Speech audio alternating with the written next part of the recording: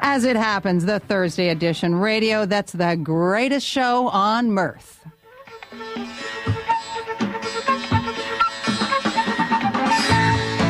I'm going to start this next story at the very end. Hilarity ensued. And it all began last night in Montreal at Canada's first Grand Laughing Championship. That's right. And if you think the whole idea is a joke, well, you would be deadpan wrong. It's a knee slappingly milked through the nose. Serious matter. Albert Nerenberg is the creator of the Laughing Championship, and he's in Quebec's eastern townships. But first, to give you a little taste of the competition, this is Laughologist Linda Rodrigue. She was a guest yesterday on CBC Montreal's Radio Noon program hosted by Bernard Saint-Laurent. Can you give us a little sample of what you would do to kind of cheer us up? Sure, I can. I can laugh for you. Yeah. Come on, Will, laugh with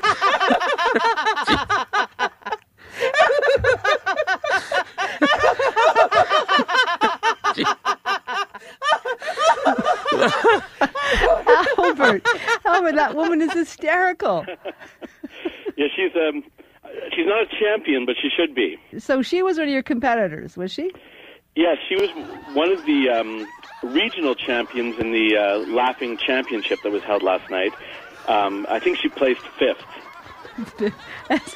Well, if she placed 5th, I can't imagine what first was like. There were some major contenders there, people that were really, falling over. There was some extreme laughter, I would say. Now, so there's different categories of laughter, right? So what are some of the categories? The opening competitive category was the famous evil villain laugh. So we called it diabolical laughter. And so each person did that, and they competed, and that was the first category. Do you have an example? Can you do a diabolical laugh? I can do one. I should explain what people were told to do is... they were judged. This is something called active laughter, where the idea is that you make yourself laugh by laughing. So sometimes it sounds a bit forced at the beginning, but you're judged on the end of your laugh. Ah, okay. If that makes sense. Yes, of course. So do you want a diabolical laugh? Yeah, I want a diabolical laugh.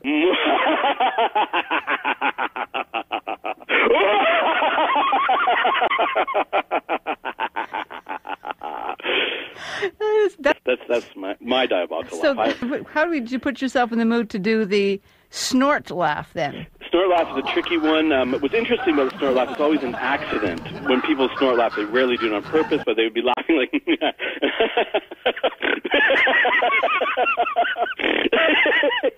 Oh, excuse me, people. Kind of you would apologize after. Most people apologize, but in the contest, you would be proud of your tremendous snort laugh. Were there great snorts? There were some really good ones, and some people were exceptional, and some people really couldn't do it. I think you have to have a talent for snort laughing. Yeah, no, I have never been able to master the snort laugh. I've worked on it, and now can you just? So once you get, as you say, once you get started, you kind of self-infect yourself, right? It's important. That's an important thing because people will hold back because they think, you're faking it, but in fact.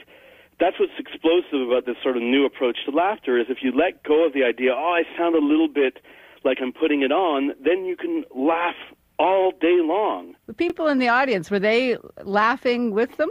Oh, yeah. I mean, one of the criteria, though, was, is your laugh truly contagious? And some people, obviously, way more than others. But yes, the audience went berserk on several occasions when really people got out of control. It was mayhem. Duels. Now, this is important. The genesis of this whole contest relates to the UFC, the Ultimate Fighting Championship. And I noticed, attending one of these things, that at the beginning of the fight, they have a stare-down. Now, what happens in many of these stare-downs is the guys crack up. And that is because I believe human beings are just as much wired to laugh together as to fight together.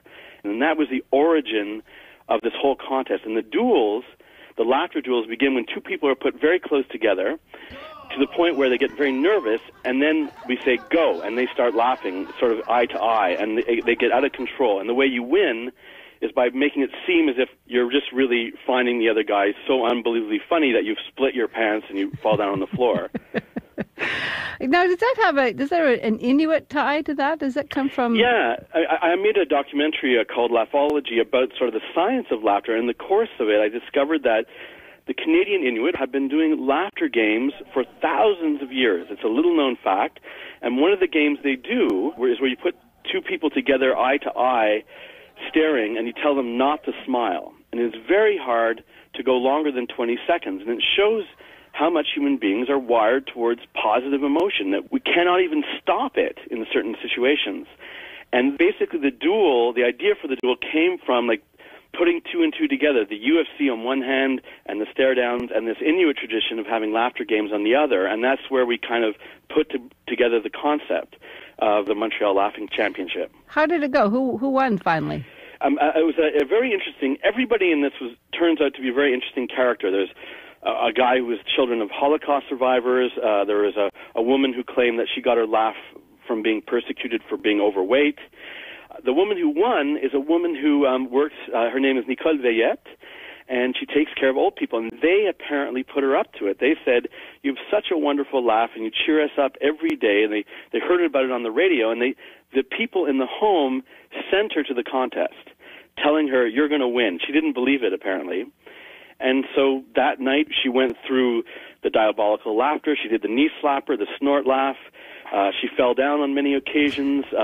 She really went quite far. And then the ultimate duel was the duel, what we call a genou, but that means on your knees. And she faced off against this other terrific laughter, and she beat him hands down, and she won the cup.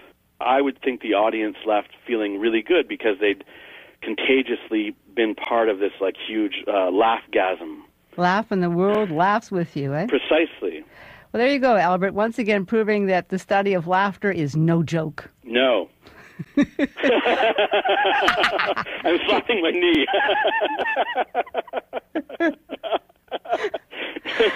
Oh, God, Albert, you're wonderful. Thank you so much. It was an honor talking to you. I needed that. Bye-bye. Oh, thank you. What a pair of goofballs. Albert Nerenberg is a director, journalist, and laughologist, and we reached him in Quebec's eastern townships.